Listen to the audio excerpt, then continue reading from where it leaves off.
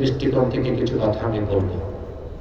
Stage উঠানামা চলবে না, স্টেজ ক্লোজ করে যারা আসছেন কেউ উঠবেন না, দয়া করে। আর যারা নামছে উঠবে না। এই 6টি আয়াতকে কেন্দ্র করে আমি কিছু কথা বলছি। ভূমিকাতে একটি কথা বলবো। আপনারা যেখানে এসেছেন, এখানে আসার পেছনে আর্থিক, সামাজিক, রাজনৈতিক, আর্থিক স্বার্থ আছে? আমরা এসেছি শুধুমাত্র আল্লাহ তার হাবিবের রেজামন্দি হাসিল করার জন্য, আর ইহকালীন কল্যাণ এবং পরকালীন মুক্তির জন্য কিছু পাথেয় সংগ্রহ করার জন্য। ঠিক না? এছাড়া কোন উদ্দেশ্য আছে আমাদের? এখন এই যে আপনারা আসছেন আর বসে আছেন, সুবহানাল্লাহ, কতটুকু বেনিফিটেড হচ্ছেন আপনি চিন্তা করতে পারবেন না। বসে আছেন, প্রতি শ্বাসে 10টা নেকি লেখা হচ্ছে। আপনি মাহফিলে বসছেন, আকাশে, জমিনে, নদী আর সমুদ্রে আপনাদের জন্য দোয়া হচ্ছে। খুশি হইলেন না? এটা আমার কথা না, আল্লাহর হাবিব ইরশাদ করেছেন, আমার উম্মতের মুমিন যখন ইলমে দ্বীন শিখার জন্য ঘর থেকে বের হয়, ওয়ায়াস্তাগফিরু লাহু মান ফিস সামাওয়াতি ওয়াল আরদ, আকাশে জমিনে আল্লাহর যত সৃষ্টি আছে, আমার ওই উম্মতের জন্য আল্লাহর কাছে গুনাহ মাফের দোয়া করে। দোয়া চলছে আকাশে, জমিনে, নদী আর সমুদ্রে। বলেন সুবহানাল্লাহ।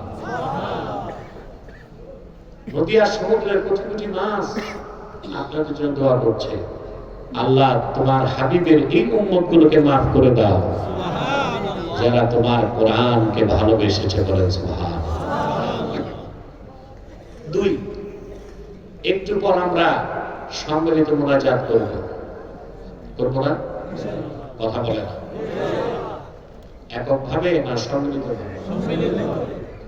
সম্মিলিত মুনাজাতে হাত তোলার সাথে সাথে জিন্দেগীর গুনাহগুলো আল্লাহ মাফ করে দেন। আল্লাহ হাবিব ইরশাদ করেছেন,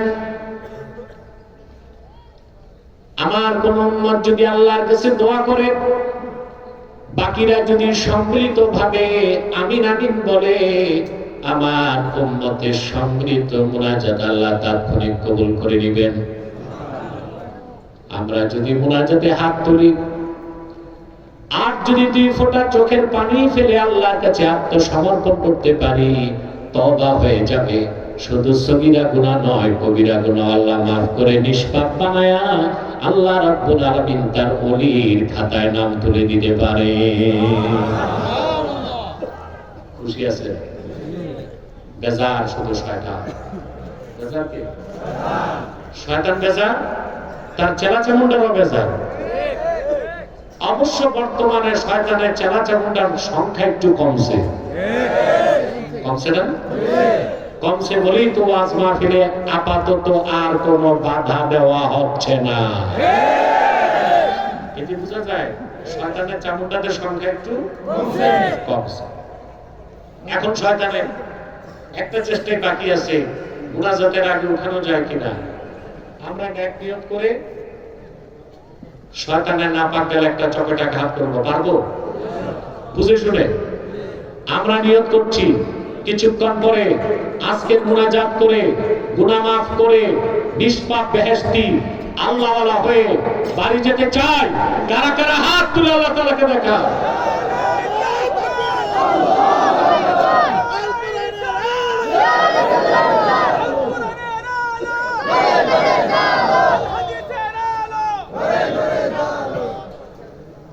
আল্লাহ কবুল করুন। আমিন। আসুন আলোচনায় প্রবেশ করছি। আমার সঙ্গে আপনারাও করবেন, যেন প্রতিটি বাক্যের, প্রতিটি শব্দের, প্রতিটি অক্ষরের নূর আল্লাহ তাআলা আমাদের অন্তরে প্রজ্বলিত করে দেন। قُلْ أَعُوذُ بِاللَّهِ مِنَ الشَّيْطَانِ الرَّجِيمِ بِسْمِ اللَّهِ الرَّحْمَنِ الرَّحِيمِ قد أفلح من تزكى وذكر اسم ربه فصلى بل تؤثرون الحياة الدنيا والآخرة خير وأبقى إن هذا لفي الصحف الأولى صحف إبراهيم وموسى الله تعالى বলেন قد أفلح من تزكى নিশ্চিত সফলতা লাভ করলো সেই যে তার হৃদয়কে পবিত্র করলো হইল না পুরুষের কণ্ঠে বলেন সুবহানাল্লাহ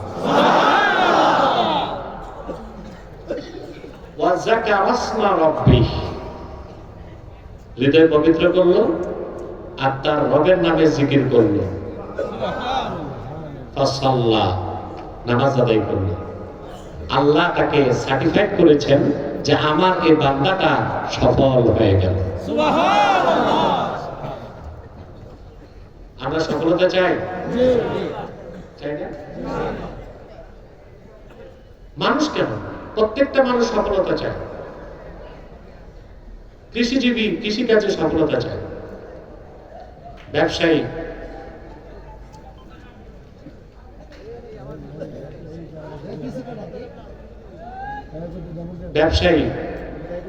ব্যবসায় সফলতা চায় ঠিক রাজনীতিবিদ রাজনীতিতে সফলতা চায় মানুষ তো মানুষ ইতর প্রাণীগুলো সফলতা চায় ঠিক না একটা বিড়াল গাছে উঠতে পারে না একবার 10 বার চেষ্টা করে মান্দার গাছ ছাড়া সব গাছে উঠতে পারে বাবুই পাখি সুনিপুণ দক্ষতায় শৈল্পিক ছান্দসিকতায় ঘর বানায় বাবুই পাখি কি সুন্দর ঘর বানায় ঝড় তুফানে মানুষের ঘরে চাল উড়ে যায় বাবুই পাখির ঘরে কিছু হয় না আপনি যত প্রকৌশলী আছে বাংলাদেশে যত বিশ্ববিদ্যালয় বুয়েট চুয়েট কুয়েট রুয়েট ডুয়েট সব প্রকৌশলী এক জায়গায় আনলেও বাবুই পাখির ঘরের মতো শৈল্পিক ছান্দিকুশিকতায় একটা ঘর বানায় দিতে পারবে না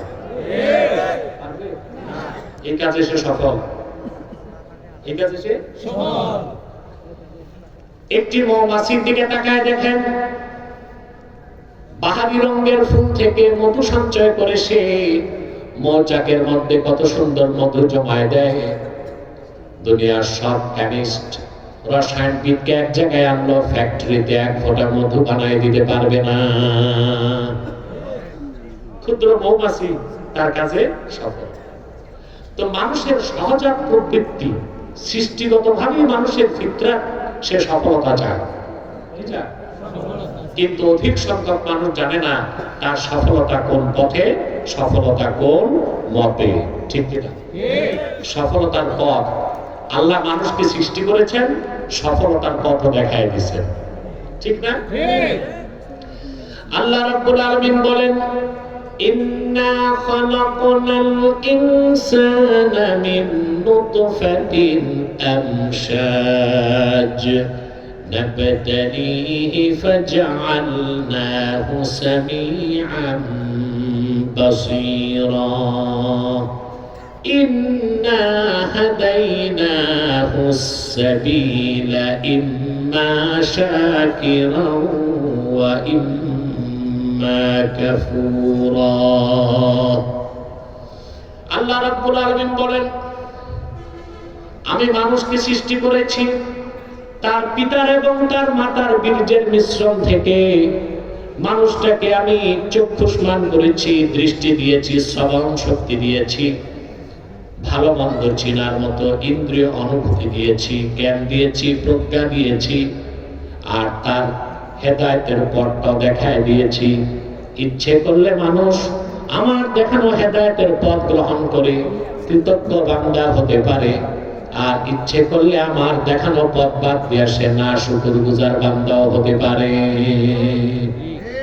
আল্লাহ সৃষ্টি করেছেন আর সফলতার পথও দেখায় দিয়েছেন বলেন সুবহানাল্লাহ সূরাতুল আ'লাতে মানুষের সফলতার জন্য আল্লাহ তাআলা তিনটা কথা বলেছেন।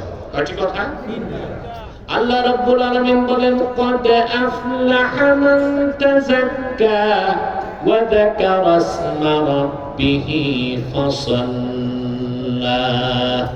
নিশ্চয় সফলতা লাভ করেছে সেই ব্যক্তি যে তার হৃদয়কে পবিত্র করলো, রবের নামে জিকির করলো, আর 5 ওয়াক্ত নামাজ আদায় করলো। বলেন সুবহানাল্লাহ। এখন প্রথম কাজ হচ্ছে হৃদয়কে পবিত্র করা। এখন হৃদয় পবিত্র করার অর্থ কি এটা বুঝতে হবে। আমরা কথায় কথায় বলি তার মনটা ভালো না, মুখে একটা মনে আরেকটা, বলি না? বলি মন খারাপ, কলুষিত মন, কালিমাযুক্ত মন, এগুলো আমরা বলি। কিন্তু প্রকৃতপক্ষে আমরা জানি না হৃদয় কিভাবে পবিত্র হয়, হৃদয় কিভাবে অপবিত্র হয়। এই ক্ষেত্রে আমি বিশ্ববরেণ্য 3 জন মুফাসসিরের বক্তব্য আপনাদেরকে শোনাচ্ছি। এই আয়াতের ব্যাখ্যায় তারা কি বলেছেন শুনতেছেন? মনোযোগ আছে? বিশ্ববরেণ্য মুফাসসির হাফেজ জালালউদ্দিন সুয়ুতী রাহমাতুল্লাহি আলাইহি এই আয়াতের ব্যাখ্যায় লিখেন, ক্বাদ আফলাহা মান তাযাক্কা আয় মান তাহহারা কলবাহু বিল ঈমান। সেই সফলতা লাভ করলো যে ঈমানের নূর দিয়া তার অন্তর পবিত্র করে নিল। এটা হচ্ছে ইমাম সুয়ুতীর ব্যাখ্যা। আরেকটা ব্যাখ্যা দিয়েছেন ইমাম ইবনে কাসির রাহমাতুল্লাহি আলাইহি। নাম শুনছেন না? আল্লামা হাফেজ ইবনে কাসির লেখেন এই আয়াতের ব্যাখ্যায়, ক্বাদ আফলাহা মান তাযাক্কা আই ক্বাদ আফলাহা মান তাহহারা কলবাহু মিনাশ শিরকি ওয়াল কুফরি ওয়াদ দানাস। সফলতা লাভ করলো সেই ব্যক্তি যে তার হৃদয়কে পবিত্র করলো শিরক থেকে, কুফর থেকে, আর বাতিল আকীদা থেকে। আরেকজন মুফাসসিরের বক্তব্য শুনেন, আল্লামা ইমাম ফখরুদ্দিন রাজি। নাম শুনছেন? এরা হচ্ছে দুনিয়ার বিখ্যাত মুফাসসির। 700 বছর আগে, 800 বছর আগে, 600 বছর আগে কোরআন কারীমের তাফসীর করে গেছেন। প্রত্যেকেই তাফসীর করার ক্ষেত্রে তাদের তাফসীরের মুখাপেক্ষী হতেই হয়। কোরআন শরীফের ক্ষেত্রে মন করা বক্তব্য দেওয়ার কোনো সুযোগ নাই। আল্লামা ফখরুদ্দিন রাজি লেখেন এই আয়াতের ব্যাখ্যায়, ইন্না মারাতিবা আ'মালিল মুকাল্লাফি সালাসা। আল্লাহর বান্দার আমলের 3টা স্তর। প্রথমটা হচ্ছে ইজালাতু আকাইদিল ফাসিদাতি মিনাল কলব। অন্তর থেকে শিরক, কুফর, বাতিল আকীদা পরিষ্কার করে ঈমান এনে হৃদয়কে পবিত্র করা। সুবহানাল্লাহ বলবেন না? আল্লাহ যে হৃদয় পবিত্র করার কথা বলেছেন, রাখবেন সাউন্ডটা কানে লাগবে, কানে লাগবে না। অর্ডিন্যান্সে সাউন্ড লাগবে, সাউন্ড ডবল হবে না। আমি কম আওয়াজ চাই, পরিষ্কার আওয়াজ। গত বছর বাংলাদেশে যে মাইক অ্যাসোসিয়েশন আছে না, মাইক ব্যবসায়ী, ওদের একটা অ্যাসোসিয়েশন আছে, এটা জানেন? কথা বলা। আর অটো রিক্সাদের অ্যাসোসিয়েশন আছে, প্যাডেলের রিক্সাদের আছে, ভিক্ষুক ফকির মিসকিনের অ্যাসোসিয়েশন আছে। শুধু নাই বাংলাদেশের চোর ডাকাত কল্যাণ সমিতি, এটা নাই। তবে যেভাবে মানবাধিকারের কথা বলা হচ্ছে, এটা হয়ে যাবে তাড়াতাড়ি।